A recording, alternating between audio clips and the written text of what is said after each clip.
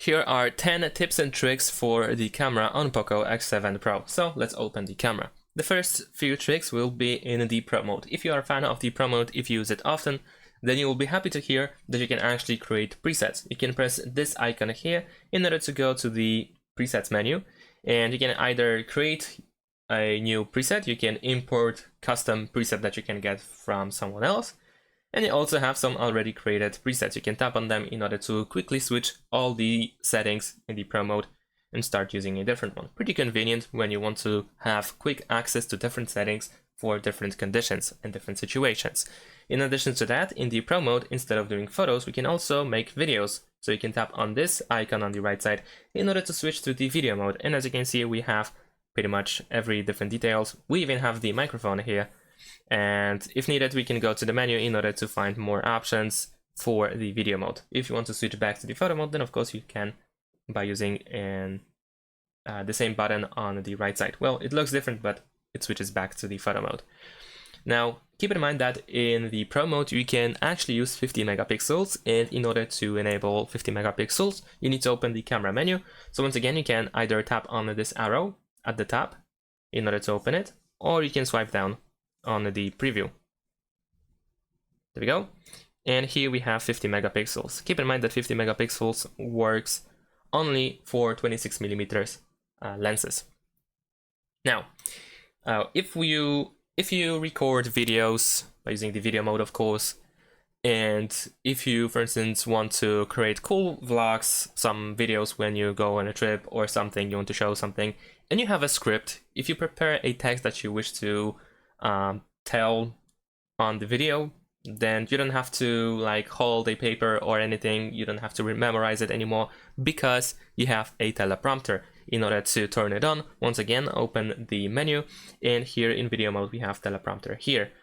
As you can see, we have a text. We can press play in order to make it scroll down. So you can actually customize the scrolling speed, so if it's too slow for you or too fast, then you can adjust it pretty easily. You can also change the text size here, and the text itself also can be changed, so you can press this button here in order to switch the text. You can also import it, and that is pretty much it. You can tap on this. Oh, actually you cannot, but you can also resize the teleprompter if needed. I think you can change the position by grabbing these dots here, and you can move it around, so you can place it in a most convenient place.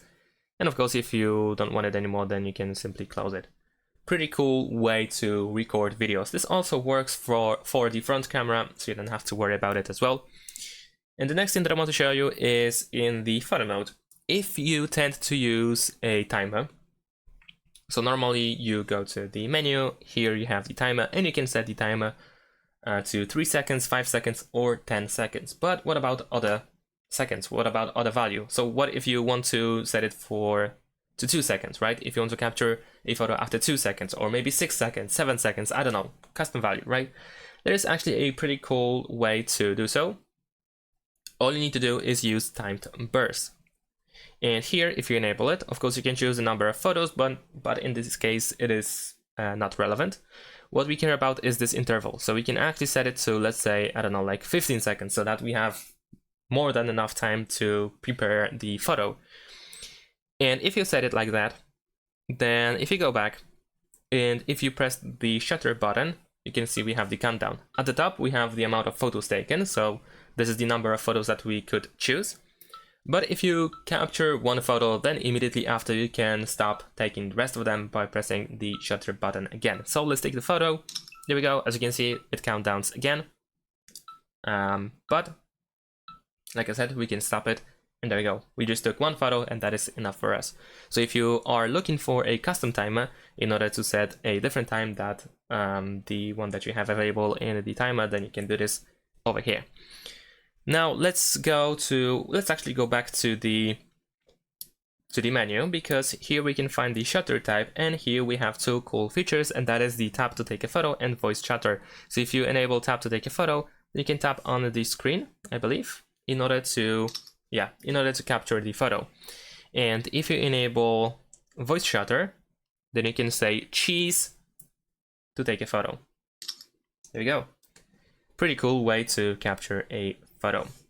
Now, Let's go to the settings. Camera settings can be opened by going to the camera menu, and then over here we have the setting icon. And here we have some additional cool things as well. So if you go to selfie settings, here you can remove molds when the skin smoothing effects are used. So if you wish to capture a photo of you and you have molds, then you can remove them by enabling this option. Now here we can also find additional shutter, which is also a pretty cool, convenient tool.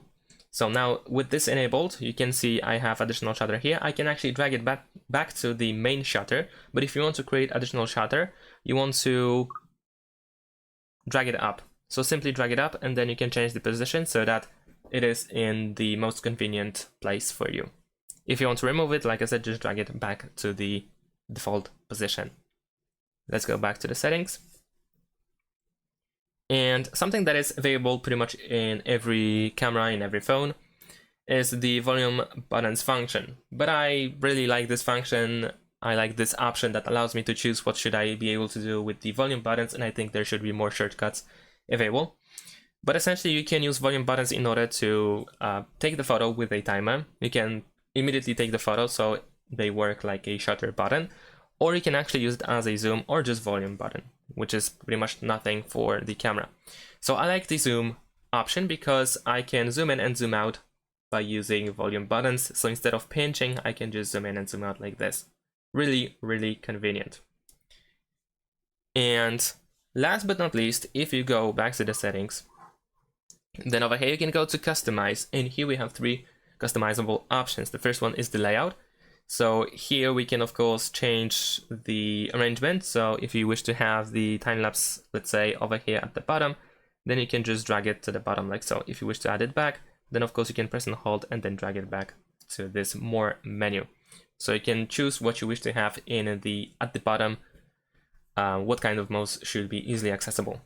But we also have camera modes. So if you wish to have the default view, then of course you stick with it, but you can also switch it to panel, so it looks like this. Furthermore, we also have the sound for the shutter button. So here you can change the sound that you make when you take a photo. And that is pretty much it. Of course, there are more settings and more stuff to discover, but I think these are the most unique ones, maybe except for the volume buttons function. But I still think it's pretty cool to mention it, so I hope it was helpful. And that is it. If you have more stuff that you wish to share with others, then of course let them know in the comments so that everyone can benefit from using the camera on POCO X7 Pro. Thanks for watching, leave a like and subscribe to my channel, and see you in my next videos. Bye!